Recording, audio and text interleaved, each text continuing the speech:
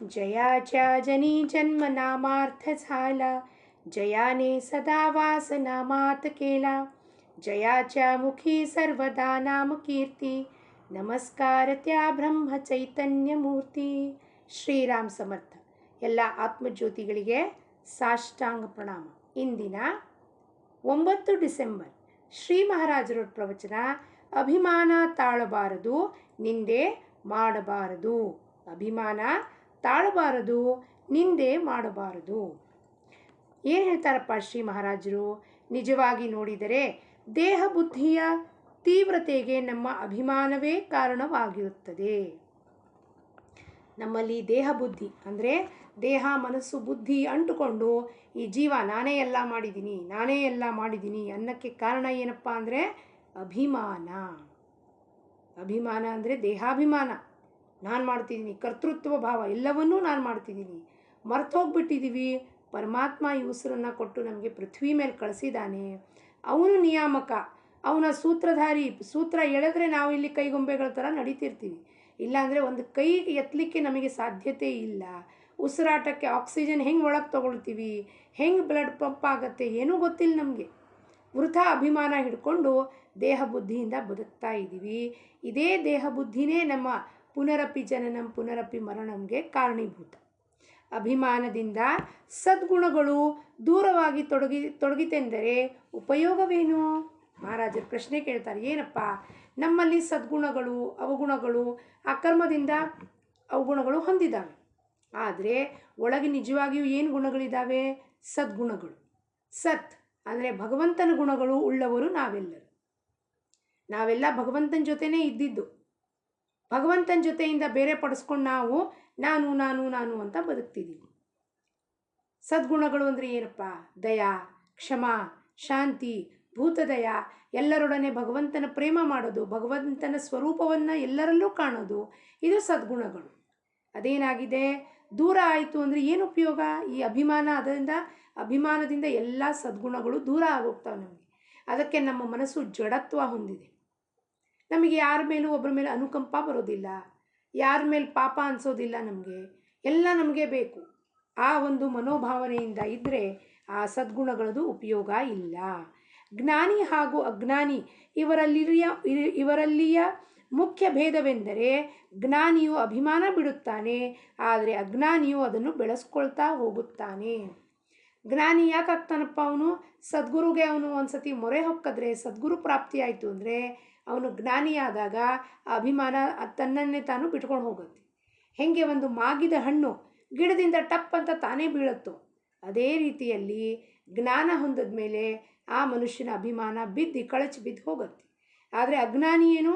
ಅದೇ ಭ್ರಮೆಯಲ್ಲಿ ನಾನೇ ಎಲ್ಲ ಮಾಡ್ತಿದ್ದೀನಿ ಅಂತ ಆ ಅಭಿಮಾನವನ್ನು ಬೆಳೆಸ್ಕೋತಾ ಹೋಗ್ತಾನೆ. ಈ ಅಭಿಮಾನದಂಥ ದೊಡ್ಡ ಶತ್ರು ಇಲ್ಲ. ಅಂತರಂಗದಲ್ಲಿಯ ಈ ಶತ್ರುವಿನ ಶೋಧ ಮಾಡಿ ಅದಕ್ಕೆ ಯೋಗ್ಯವಾದ ನಿರ್ಬಂಧ ಹಾಕಬೇಕು. ಎಲ್ಲಿದೆಪ್ಪ ಶತ್ರು? ಹೊರಗಡೆ ಬಾಯಿ ಶತ್ರು ಯಾರೂ ಇಲ್ಲ ನಮಗೆ. ನಮ್ಮ ಅಭಿಮಾನವೇ ದೊಡ್ಡ ಶತ್ರು. ಆ ಅಭಿಮಾನದಿಂದ ನನ್ನ ಸ್ಟೇಟಸ್ಸು, ಪೊಸಿಷನ್ನು, ಅದರದ ಅಹಂಪಣ ತೋರಿಸೋದು, ಜನದ ಮೇಲೆ ದಬ್ಬಾಳಕೆ ದರ್ಪ ಮಾಡೋದು, ಆ ಶತ್ರು ಎಲ್ಲಿದ್ದಾನೆ? ಒಳಗಿದ್ದಾನೆ.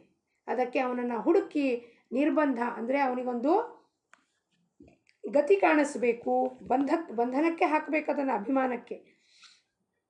ಕೇವಲ ಸತ್ಕರ್ಮದಿಂದ ಅಭಿಮಾನ ಹೋಗುವುದಿಲ್ಲ. ಹಾವಿಗೆ ಹಾಲು ಕುಡಿಸಿದರೆ ಅದು ವಿಷವೇ ಆಗುವಂತೆ ಅಭಿಮಾನವೆಂಬ ವೃಕ್ಷಕ್ಕೆ ಯಾವುದೇ ಕರ್ಮದ ನೀರು ಹಾಕಿದರೂ ಅದು ಬೆಳೆಯುತ್ತಲೇ ಹೋಗುತ್ತದೆ. ಆದ್ದರಿಂದ ಸತ್ಕರ್ಮಗಳನ್ನು ಬಿಡಬೇಕಾಗಿಲ್ಲ. ಏನು ಹೇಳ್ತಾರಪ್ಪ ಮಹಾರಾಜರು? ಹಾವಿಗೆ ನಾವು ಎಷ್ಟೇ ಹಾಲು ಕುಡಿಸಿದ್ರೂ ಕಡೆಗೆ ಅದರಲ್ಲಿರೋ ವಿಷಾನೇ ಅದು ಕಕ್ಕತ್ತೆ ವಿನಃ ಹಾಲಾಗಿ ಆಚೆ ಬರೋದಿಲ್ಲ. ಅದರಂತೆ ನಾವು ಅಭಿಮಾನ ಅಂತ ಶತ್ರು ಏನಿದೆಪ್ಪ ಒಳಗಿರೋದು, ಅದಕ್ಕೆ ಎಷ್ಟು ಪೋಷಣೆ ಮಾಡ್ತೀವೋ, ಹೆಚ್ಚು ಅದಕ್ಕೆ ಪೋಷಣೆ ಮಾಡ್ತಾ ಹೋಗ್ತೀವೋ ಅಭಿಮಾನದ ವೃಕ್ಷ ಹೆಮ್ಮರ ಆಗೋಗುತ್ತದೆ. ನನ್ನ ಕಣ್ಮುಂದೆ ಇನ್ನೊಬ್ಬರು ಕಾಣಿಸೋದೇ ಇಲ್ಲ. ಯಾವಾಗಲೂ ಯಾರು ಎಷ್ಟೇ ಚೆನ್ನಾಗಿ ಕೆಲಸ ಮಾಡಿದ್ರು ಸಹ ಇದನ್ನು ನಾನೇ ಮಾಡ್ಬೋದಾಗಿತ್ತು, ಅವ್ರೇನು ಮಾಡಿದ್ದಾರೆ ದೊಡ್ಡ ಕೆಲಸ ಅನ್ನೋದು ಅಭಿಮಾನ. ಅದಕ್ಕೆ ನಾವು ಸತ್ಕರ್ಮ ಬಿಡೋದು ಅವಶ್ಯಕತೆ ಇಲ್ಲ. ಆದರೆ ಅವುಗಳನ್ನು ನಿರಭಿಮಾನದಿಂದ ಮಾಡಬೇಕು. ಪರಮಾತ್ಮ ಕೆಲಸ ಕೊಟ್ಟಿದ್ದಾನೆ. ಈ ದೇಹದ ಮುಖಾಂತರ ಪರಮಾತ್ಮ ಕೆಲಸ ಮಾಡ್ತಾ ಇದ್ದಾನೆ, ನಾನು ಕರ್ತಾ ಧರ್ತ ಅಲ್ಲ. ಹಾಗಾಗಿ ಆ ಅಭಿಮಾನದಿಂದ ಮಾಡಬೇಕು. ನಾನು ಕರ್ತ ಎಂಬ ಭಾವನೆಯನ್ನು ಬಿಡಬೇಕು. ಅಭಿಮಾನವು ನಮ್ಮ ನಾಮಕರಣದ ದಿನದಿಂದಲೇ ನಮ್ಮೊಡನೆ ಬಂದದ್ದಾಗಿ ನಮ್ಮ ಔರ್ಧ್ವ ದೈಹಿಕ ಕರ್ಮದವರೆಗೂ ನಮ್ಮೊಡನೆ ಇರುವ ಪ್ರಯತ್ನ ಮಾಡುತ್ತದೆ. ಅಭಿಮಾನ ಎಲ್ಲೂ ಹೋಗ್ಲಿಕ್ಕೆ ಸಾಧ್ಯ ಇಲ್ಲ. ನಾವು ಸಾಯೋ ತನಕ ಅಭಿಮಾನ ನಮ್ಮ ಜೊತೆಗೆ ಇರುತ್ತೆ. ಯಾವತ್ತಿಂದ ನಾಮಕರಣದಿಂದ ಶುರುವಾಯಿತು. ಯಾವಾಗ ನಮಗೆ ಹೆಸರಿಟ್ರೋ ಅವಾಗ ನಾನು ಭಗವಂತನಿಂದ ಸಪರೇಟ್ ಆದೆ. ನಾನು ಬೇರೆ, ನೀನು ಬೇರೆ. ಅಲ್ಲಿ ತನಕ ಮಗು ಯಾರು ಏನು ಅಂತಾನೆ ಗೊತ್ತಿರಲಿಲ್ಲ. ಹೆಸರಿಟ್ಟು ಕೂಡಲೇ ಅಭಿಮಾನ ಶುರುವಾಯಿತು. ಅದು ಎಲ್ಲಿ ತನಕ ಇರುತ್ತೆ? ನಮ್ಮ ಕಡೇ ಜೀವನದ ಉಸಿರು ತನಕ ಅಭಿಮಾನ ಪ್ರಯತ್ನ ಮಾಡ್ತಾನೇ ಇರುತ್ತೆ. ಆದ್ದರಿಂದ ನಾಮವೆಂಬುವ ಅಂಕುಶದ ಸಹಾಯದಿಂದ ಅದನ್ನು ಕೂಡಲೇ ಅಂಕಿತದಲ್ಲಿ ತರುವುದು ಅವಶ್ಯವಿರುತ್ತದೆ. ಅದಕ್ಕೆ ರಾಮಬಾಣ ಉಪಾಯ. ಮಹಾವತ ಹಾತಿಗೆ, ಆನೆಗೆ ಏನು ಮಾಡ್ತಾನಪ್ಪ, ಸರಿಯಾದ ದಾರಿದಲ್ಲಿ ನಡೀಲಿಲ್ಲ ಅಂದರೆ ಅಂಕುಶ ತಿವಿತೆ ಇರ್ತಾನೆ ಮೇಲಿಂದ. ಅದು ಆನೆ ಆ ಭಯಕ್ಕೆ, ಅಂಕುಶದ ಭಯಕ್ಕೆ ಏನು ಮಾಡುತ್ತೆ, ಸರಿಯಾಗಿ ಹೋಗ್ತಾ ಇರುತ್ತೆ, ಪ್ರಾಕ್ಟೀಸ್ ಆಗೋಗುತ್ತೆ ಅದಕ್ಕೆ. ಅದೇ ರೀತಿಯಲ್ಲಿ ನಾವು ನಾಮದ ಅಂಕುಶ ಹಾಕ್ತಿರ್ಬೇಕು. ಯಾರಿಗೆ? ಅಭಿಮಾನಕ್ಕೆ. ಆವಾಗ ಈ ಮನಸ್ಸು ನಮ್ಮ ಎತ್ತಕ್ಕೆ ಬರುತ್ತಪ್ಪ, ಮನಸ್ಸನ್ನು ಅಂಕಿತದಲ್ಲಿ ಇಟ್ಕೊಳ್ಳಿಕ್ಕೆ ಬರುತ್ತದೆ. ಹೆಂಗೆ ಬೇಕೋ ಹಾಗೆ ಮನಸ್ಸು ಮಾತಾಡೋದಿಲ್ಲ. ಅದು ಬೇರೆಯವರಿಗೆ ದೂಷಣೆ ಮಾಡುವುದಿಲ್ಲ, ನಿಂದನೆ ಮಾಡುವುದಿಲ್ಲ. ನಮ್ಮ ಅಂತಃಕರಣದಲ್ಲಿ ನಿಂದೆಯ ಮಾಲಿನ್ಯವಿರುತ್ತದೆ. ಅಂದರೆ ನಮ್ಮ ಬಾವಿಯಲ್ಲಿ ಉಪ್ಪು ನೀರು ಇರುತ್ತದೆ. ಬಾವಿ ನೀರಲ್ಲಿ ಮೊದಲು ಮೇಲ್ಗಡೆ ಹೋದರೆ ಏನಿರುತ್ತಪ್ಪ, ಬಾವಿ ನೀರು ಕುಡಿದು ನೋಡಿ, ಅಯ್ಯೋ ಭಾಳ ಉಪ್ಪಿದೆ. ಅದರಂತೆ ಮಾಲಿನ್ಯತೆ ಎಲ್ಲಿದೆ? ನಾವು ಒಂದು ಬಟ್ ಯಾರಿಗಾರು ತೋರಿಸಿದ್ರೆ 3 ಬಟ್ ನಮ್ಮ ಹತ್ರ ಇದೆ ಅಂತ ನಾವು ಹೇಳ್ತೀವಿ. ಮಾಡಿದ್ದುಣ್ಣೋ ಮಹಾರಾಯ ಅಂತ ಹೇಳ್ತೀವಿ. ಅಂದರೆ ಏನು? ಆ ಮಾಲಿನ್ಯದ ದೋಷ ಎಲ್ಲಿದೆ? ಫಸ್ಟು ನನ್ನ ಒಳಗೆ. ಹೊರಗಡೆ ಪ್ರೊಜೆಕ್ಟು ಕಣ್ಣು ಏನು ನೋಡುತ್ತೆ? ಬೇರೆಯವರೆಲ್ಲ ದೋಷ ಇದೆ ಅಂತ ನೋಡ್ತಾ ಇದೆ ಕಣ್ಣು. ಆದರೆ ಒಳಗೆ ದೋಷ ಎಲ್ಲಿದೆ? ನನ್ನ ಒಳಗೆ. ಮೇಲಿನ ಉಪ್ಪು ನೀರು ತೆಗೆದು ಬಾವಿಯನ್ನು ಮತ್ತಷ್ಟು ಅಗದರೆ ಸಿಹಿ ನೀರು ಸಲೆಯು ಹತ್ತುವ ಸಂಭಾವನೆ ಇರುತ್ತದೆ. ಆದ್ದರಿಂದ ಆ ಬಾವಿಯು ನೀರು ಸಿಹಿಯಾಗುತ್ತದೆ. ಅದರಂತೆ ನಾವು ಅಭಿಮಾನ ತ್ಯಜಿಸಿ ನಿಂದೆ ಮಾಡುವುದನ್ನು ಬಿಟ್ಟು ಭಗವಂತನನ್ನು ಶೋಧಿಸಿದರೆ ಅವನ ಪ್ರೇಮದ ಸೆಲಹತ್ತಿ ನಮ್ಮ ಅಂತಃಕರಣವು ಆ ಪ್ರೇಮದಿಂದ ತುಂಬಿಬಿಡುತ್ತದೆ. ನಾವು ಏನು ಮಾಡಬೇಕಪ್ಪ? ಉಪ್ಪು ನೀರು ತೆಗೆದು ಸಿಹಿ ನೀರು ಮಾಡಬೇಕು ಅಂದರೆ ಅಂತಃಕರಣವನ್ನಲ್ಲಿರುವ ಮಾಲಿನ್ಯತೆ ಎಲ್ಲವೂ ಉಚ್ಚಾಟನೆ ಆಗಬೇಕು. ಕೆಳಗಡೆ ಏನಪ್ಪ? ಪರಮಾತ್ಮನ ಸ್ವರೂಪ ಉಳಿಯುತ್ತೆ. ಪರಮಾತ್ಮ ಹೆಂಗಿದ್ದಾನೆ? ಅತ್ಯಂತ ಆನಂದ ಸ್ವರೂಪ. ಅವಾಗ ಅಂತಃಕರಣ ಯಾತ್ರೆಯಿಂದ ತುಂಬ ಹೋಗುತ್ತೆ? ಭಗವಂತನ ನಾಮದಿಂದ, ಪ್ರೇಮದಿಂದ ತುಂಬ ಹೋಗ್ಬಿಡುತ್ತೆ. ಬಾವಿಯಲ್ಲಿಯ ನೀರು ಕೊಡದಲ್ಲಿ ಬರುತ್ತದೆ ಎಂಬ ಅರ್ಥ ಒಂದು ಲೋಕೋಕ್ತಿ ಇರುತ್ತದೆ. ಅದರಂತೆ ನಮ್ಮ ಮನಸ್ಸಿನಲ್ಲಿದ್ದಿದ್ದೇ ನಮ್ಮ ಮಾತಿನಲ್ಲಿ ವ್ಯಕ್ತ ಆಗುತ್ತದೆ. ಬಾವಿಯಲ್ಲಿರುವ ನೀರು ಕೊಡದಲ್ಲಿ ಬರುತ್ತದೆ. ಬಾವಿ ಅಂದರೆ ಆಳವಾಗಿರೋ ಬಾವಿಯಲ್ಲಿ ಸಂಪೂರ್ಣ ನೀರು ತುಂಬಿದೆ. ಅದೇ ನೀರನ್ನು ಸೇದಿ ನಾವು ಮಡಕೆಗೆ ಹಾಕಿದ್ರೆ ಅದು ಬಾವಿಯ ನೀರು ಕೊಡದಲ್ಲಿ ಬರುತ್ತದೆ. ಅದರಂತೆ ಏನಪ್ಪ, ನಮ್ಮ ಮನಸ್ಸಿನಲ್ಲಿ ಯಾವ ಮಾತಿರುತ್ತೋ, ಕೆಟ್ಟ ಮಾತಿರಲಿ, ಒಳ್ಳೇದು ಮಾತಿರಲಿ, ಭಗವಂತನ ಮಾತಿರಲಿ, ಒಬ್ಬರ ಬಗ್ಗೆ ಅಸೂಯೆ ಇರಲಿ, ಕ್ರೋಧ ಇರಲಿ, ಲೋಭ ಇರಲಿ, ನಮ್ಮ ಮಾತಿನಲ್ಲೇ ಗೊತ್ತಾಗೋಗುತ್ತೆ. ಅದಕ್ಕೆ ನಾವು ಮಾತಾಡಿದಾಗ ನಮ್ಮ ಒಂದು ಇದರದ್ದು ಮುಖದಲ್ಲಿ ಹಾವಭಾವ ನೋಡೋದು ಕೂಡಲೇ ಗೊತ್ತಾಗುತ್ತೆ, ಈ ಮನುಷ್ಯ ಹಿಂಗೆ ಯಾಕೆ ಮಾತಾಡ್ತಿದ್ದಾನಪ್ಪ. ಅದಕ್ಕಂತೀವಿ ನಾವು face is the index of the mind. ನಿಮ್ಮ ಮಾತಲ್ಲಿ ಗೊತ್ತಾಗೋಗುತ್ತೆ ನಾವು ಒಳಗೆ ಏನು ಯೋಚನೆ ಮಾಡ್ತಿದ್ದೀವಿ.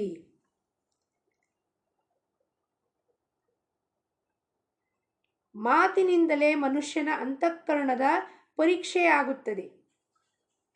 ನಮ್ಮ ಮಾತಿಂದ ನಮ್ಮ ಅಂತಃಕರಣದಲ್ಲಿ ಏನು ನಡೀತಾ ಇದೆ ಅದು ಗೊತ್ತಾಗೋಗುತ್ತದೆ. ಈ ಮನುಷ್ಯ ಯಾಕಪ್ಪ ಹಿಂಗೆ ಮಾತಾಡ್ತಿದ್ದಾನೆ. ಯಾವುದು ಕರ್ಮ ಮಾಡೋದು ನಮ್ಮ ಜೀವನದಲ್ಲಿ ಬಾಧಕ ಆಗುವುದಿಲ್ಲ. ಆದರೆ ಕರ್ಮದ ಹಿಂದಿನ ಉದ್ದೇಶ, ಇಂಟೆನ್ಷನ್ ಮ್ಯಾಟರ್ಸ್. ಆವಾಗ ಅದು ನಮಗೆ ಬಾಧಕ, ಕರ್ಮಫಲಕ್ಕೆ ನಾವು ಬಾಧ್ಯಸ್ಥರಾಗ್ತೀವಿ. ನಾವು ಯಾರಿಗೆ ನಿಂದೆಯು ರುಚಿಸುತ್ತದೆಯೋ ಅವನ ಅಂತಃಕರಣದಲ್ಲಿ ಮಾಲಿನ್ಯವಿರಲಿಕ್ಕೇ ಬೇಕು. ಕೆಲವು ಜನರು ಮತ್ತೊಬ್ಬರ ಉತ್ಕರ್ಷ ಸಹನೆಯಾಗದೆ ಅವರ ನಿಂದೆ ಮಾಡುತ್ತಾರೆ. ಈ ಒಬ್ರು ಯಾರೋ ಒಳ್ಳೆಯವರು ಇದ್ದಾರಪ್ಪ, ಅವರಲ್ಲಿರೋ ಒಳ್ಳೆ ಗುಣನ ಎತ್ತಿ ಯಾವತ್ತೂ ನಾವು ಹೇಳೋದಿಲ್ಲ, ಸಹನೆನೇ ಆಗೋದಿಲ್ಲ. ನನಗಿನ್ನ ಬೆಸ್ಟ್ ಯಾರೂ ಇಲ್ಲೇ ಇಲ್ಲ ಈ ಜಗತ್ತಿನಲ್ಲಿ, ನಾನೇ ಬೆಸ್ಟ್ ಇದ್ದೀನಿ, ಹಂಗೆ ನಡೆಯೋದಿಲ್ಲ. ನಾವೇನು ಮಾಡ್ತೀವಿ, ಅವರಲ್ಲಿರೋ ಒಳ್ಳೆ ಗುಣನ ನೋಡ್ಲಿಕ್ಕೆ ಹೋಗೋದಿಲ್ಲ, ಅವರನ್ನು ಏನು ಮಾಡ್ತೀವಿ, ನಿಂದನೆ ಮಾಡುತ್ತಾ ಇರುತ್ತೇವೆ. ಮತ್ತೊಬ್ಬರ ವೈಭವವನ್ನು ಅವರಿಗೆ ನೋಡಲಿಕ್ಕೆ ಆಗುವುದಿಲ್ಲ. ಕೆಲವು ಜನರು ತಮ್ಮ ಮೇಲೆ ದೋಷ ಬರಬಾರದು ಎಂದು ಮತ್ತೊಬ್ಬರನ್ನು ನಿಂದಿಸುತ್ತಾರೆ. ಬೇರೆಯವ್ರ ವೈಭವ ನೋಡಿ, ಜ್ಞಾನದ ವೈಭವ ಇರ್ಬೋದು, ಐಶ್ವರ್ಯ ಇರಬಹುದು, ಒಳ್ಳೆ ಮಕ್ಕಳದ್ದು ವೈಭವ ಇರಬಹುದು, ಅದನ್ನು ನಮಗೆ ನೋಡ್ಲಿಕ್ಕಾಗದಿದ್ದಾಗ ಏನು ಮಾಡ್ತೀವಿ ನಾವು, ಅವರಿಗೆ ನೋಡ್ಲಿಕ್ಕಾಗದಿದ್ದಾಗ ಅವ್ರ ಮೇಲೆ ದೋಷ ಹೊರಿಸ್ಬಿಡೋದು. ನಮ್ಮಲ್ಲಿ ದೋಷ ಇದೆ, ಅದನ್ನು ನಾವು ಒಪ್ಕೊಳ್ಳಿಕ್ಕೆ ರೆಡಿ ಇಲ್ಲ, ಬೇರೆಯವ್ರ ಮೇಲೆ ಆ ದೋಷವನ್ನು ಹೊರಿಸ್ಬಿಡೋದು. ಆವಾಗ ಅವರು ನಿಂದನೆ ಮಾಡೋಕ್ಕೆ ಶುರು ಮಾಡೋದು. ಕೆಲವರ ದೃಷ್ಟಿಯೇ ಅತ್ಯಂತ ದೋಷಪೂರ್ಣವಾಗಿರುತ್ತದೆ. ಮತ್ತೊಬ್ಬರಲ್ಲಿ ದೋಷವಿರಲಿ ಇಲ್ಲದಿರಲಿ, ಇವರಿಗೆ ಮಾತ್ರ ದೋಷಗಳು ಕಾಣುತ್ತಾ ಇರುತ್ತವೆ. ಅವರಲ್ಲಿ ದೋಷ ಇದೆಯೋ ಇಲ್ಲೋ ನನಗೆ ಗೊತ್ತಿಲ್ಲ, ಆದರೆ ನಾನು ಕಲ್ಪನಾ ಮಾಡಿಕೊಂಡು ಹೌದು ಇವರಲ್ಲಿ ದೋಷ ಇದೆ, ಇದು ನನ್ನೊಳಗಿರೋದು ಪ್ರಾಬ್ಲಮ್ಮು, ನಾನೇನು ಮಾಡ್ತಿದ್ದೀನಿ, ಬೇರೆಯವ್ರ ಮೇಲೆ ದೋಷ ಹೊರಿಸ್ತಾ ಇದ್ದೀನಿ. ಭಗವಂತನ ಮಾರ್ಗದಲ್ಲಿ ಹೋಗುವವರು ಮತ್ತೊಬ್ಬರಲ್ಲಿ ಕಾಣುವ ದೋಷಗಳು ಬೀಜಗಳು ತಮ್ಮಲ್ಲಿಯೇ ಇರುತ್ತೆ ಎಂದು ತಿಳಿದು ವ್ಯವಹರಿಸಬೇಕು. ಒಬ್ರಿಗೆ ನಾನು ಪಾಯಿಂಟರ್ ತೋರಿಸಿದ್ರೆ ಬಟ್ಟನ ನಿಮ್ಮಲ್ಲಿ ದೋಷ ಇದೆ ಅಂದ ಕೂಡಲೇ ಆ ದೋಷ ನನ್ನಲ್ಲಿ ಇರುತ್ತದೆ. ಅವರು ಬೇರೆಯವರ ನಿಂದೆ ಮಾಡಬಾರದು ಹಾಗೂ ತಮ್ಮ ಸಾಮರ್ಥ್ಯದ ಅಥವಾ ಗುಣಗಳ ಅಭಿಮಾನವನ್ನು ಹೊಂದಬಾರದು. ಜನರು ಏನು ಮಾಡಬಾರದು ಎಂದು ನಮಗೆ ಅನಿಸುತ್ತದೋ ನಾವು ಸ್ವತಃ ಅದನ್ನು ಮಾಡಬಾರದು. ಜನರನ್ನು ಅಪಮಾನ ಮಾಡಬಾರ್ದು ಅಂದಮೇಲೆ ನಾನೇನು ಮಾಡಬೇಕು, ನಾನು ಯಾರ ಅಪಮಾನನೂ ಮಾಡಬಾರ್ದು. ಜನ ನನ್ನ ಹಿಂದೆ ಮಾತಾಡ್ಕೋತಾರೆ, ನಾನು ಹಿಂದ್ಗಡೆ ನಾನು ಮಾತಾಡಿದ್ರೆ ಅವರು ನಿನ್ನ ಹಿಂದ್ಗಡೆ ಮಾತಾಡ್ಕೋತಾರೆ. ಸೊ ನನ್ನ ಜೊತೆಗೆ ಏನು ಆಗಬಾರ್ದು ಅಂತ ನಾನು ಅಪೇಕ್ಷೆ ಮಾಡೋದಿಲ್ವೋ ಅದು ನಾನು ಸ್ವತಃ ಮಾಡಬಾರದು. ಪ್ರಪಂಚದ ಸಹವಾಸವು ಮೇಲಿಂದ ಇರಬೇಕು. ನೀರಿನ ಗುಳ್ಳೆ ಇದ್ದಂಗೆ ಪ್ರಪಂಚದ ಸಹವಾಸ ಇರಬೇಕು. ಕ್ಷಣಿಕ ಅದು. ನಾವು ಆ ಕ್ಷಣಿಕನೇ ಶಾಶ್ವತ ಅಂದ್ಕೊಂಡ್ಬಿಟ್ಟು ಆ ಸುಳಿದಲ್ಲಿ ಸಿಕ್ಕಾಕೊಂಡು ಸಿಲುಕಿ ಮತ್ತೆ ಪುನರಪಿ ಜನ ನಮಗೆ ಕಾರಣೀಭೂತ ಆಗ್ತೀವಿ. ಅದರ ವಾಸನೆಯು ಅಂತಃಕರಣದಲ್ಲಿ ಇರಬಾರ್ದು. ಅಂತಃಕರಣದಲ್ಲಿ ಭಗವಂತನದೇ ವಾಸವಿರಬೇಕು. ಒಂದು ಓರೆಯಲ್ಲಿ ಎರಡು ತಲ್ವಾರ್ ಇರ್ಲಿಕ್ಕೆ ಸಾಧ್ಯ ಇಲ್ಲ. ಇಲ್ಲ ಪ್ರಪಂಚ ಇರ್ಲಿಕ್ಕೆ ಸಾಧ್ಯ, ಇಲ್ಲ ಭಗವಂತ ಇರ್ಲಿಕ್ಕೆ ಸಾಧ್ಯ. ಪ್ರಪಂಚವನ್ನು ಕಿತ್ತಿ ಅಂದರೆ ನಮ್ಮ ಅಂತಃಕರಣ ಶುದ್ಧಿ ಮಾಡಿಕೊಂಡ್ರೆ ಅಲ್ಲಿ ಭಗವಂತ ಪರ್ಮನೆಂಟ್ಲಿ ವಾಸ ಮಾಡುತ್ತಾನೆ. ಪರ್ಮನೆಂಟ್ಲಿ ವಾಸ ಮಾಡೋದು ಅಂದರೆ ಅವನು ಯಾವಾಗಲೂ ಇರ್ತಾನೆ. ಈಗ ನನ್ನ ಇರುವಿಕೆಗೆ ಬರುತ್ತದೆ, ಪರಮಾತ್ಮ ನನ್ನ ಒಳಗೆ ಇದ್ದಾನೆ. ಆದ್ದರಿಂದ ನಮ್ಮ ಎಲ್ಲ ದೋಷಗಳು ಉಚ್ಚಾಟನೆಯಾಗಿ ಮನಸ್ಸಿಗೆ ಶಾಶ್ವತ ಶಾಂತಿಯನ್ನು ಆಸ್ವಾದಿಸಲು ಬರುತ್ತದೆ. ಎಲ್ಲ ದೋಷಗಳು ಉಚ್ಚಾಟನೆ ಆಯಿತು ಅಂದರೆ ಏನಾಯಿತು, ಮನಸ್ಸು ಖಾಲಿ ಆಯಿತು. ಖಾಲಿ ಜಾಗದಲ್ಲಿ ಯಾರಿರ್ತಾನಪ್ಪ, ಪರಮಾತ್ಮ. ನಿರ್ಗುಣ ನಿರಾಕಾರ ನಿಶ್ಚಲವಾದ ಪರಮಾತ್ಮ ಅಲ್ಲಿ ಸ್ಥಿರವಾಗುತ್ತಾನೆ. ಇಂದಿನ ಬೋಧವಚನ: ಮತ್ತೊಬ್ಬರ ದೋಷ ಹೇಳುವುದು ಹಾಗೂ ಮಾತನಾಡುವುದು ಹೀನತೆಯ ಲಕ್ಷಣ ಆಗಿರುತ್ತದೆ. ಹೀನತೆಯ ಲಕ್ಷಣ ಅದು ವಯಸ್ಸಿನ ಮೇಲೆ ಏನೂ ಅವಲಂಬಿತ ಇಲ್ಲ. ನಾವು ಇನ್ನೊಬ್ಬರು ದೋಷ ಹೇಳೋದು, ಅವ್ರ ಬಗ್ಗೆ ಮಾತಾಡೋದು, ಇದು ಹೀನರು. ಹೀನರು ಅಂದರೆ ಬಹಳ ಕೆಳಮಟ್ಟದ್ದು. ನಾವು ಸಾಧಕರಾಗಿ ಇಂಥ ಒಂದು ಕೆಳಮಟ್ಟಕ್ಕೆ ಹೋಗಬಾರದು. ಅದಕ್ಕೆ ಮಹಾರಾಜ ಬೋಧವಚನದಲ್ಲಿ ಏನು ಹೇಳಿದಾರೋ, ಪ್ರವಚನದಲ್ಲಿ ನಮಗೇನು ಬೋಧನೆ ಮಾಡಿದ್ದಾರೆ, ಅಭಿಮಾನ ತಾಳಬಾರ್ದು, ನಿಂದನೆ ಮಾಡಬಾರದು. ಸಾಧಕರಾಗಿದ್ದರೆ ನಾವು ಸಾಧಕರಾಗಿ ಶಿಷ್ಯರಾಗಿ ನಮ್ಮ ಅಭಿವೃದ್ಧಿ, ನಮ್ಮ ಊರ್ಧ್ವರೇತಕ್ಕೆ ಸಾಧನ ಹೋಗಬೇಕು ಅಂದರೆ ನಾವು ಬೇರೆಯವರಲ್ಲಿ ದೋಷವನ್ನು ಹುಡುಕೋದು ಬಂದ್ ಮಾಡಬೇಕು. ನಮ್ಮ ಸಾಧನೆಯಲ್ಲಿ ಅಡೆತಡೆ ಬರುವನ್ನ ಆಚೆ ದೋಷಗಳನ್ನು ತೆಗೆದುಹಾಕಿ ಅಂತಃಕರಣದಲ್ಲಿ ಭಗವಂತನ ಪ್ರೇಮ ಉಕ್ಕಿ ಹರಿಯುವಂಥ ಪ್ರಯತ್ನವನ್ನು ಮಾಡಬೇಕು. ಲೋಕಾಹ ಸಮಸ್ತ ಸುಖಿನೋ ಭವಂತು. ಜಾನಕಿ ಜೀವನ ಸ್ಮರಣ. ಜೈ ಜೈ ರಾಮ್.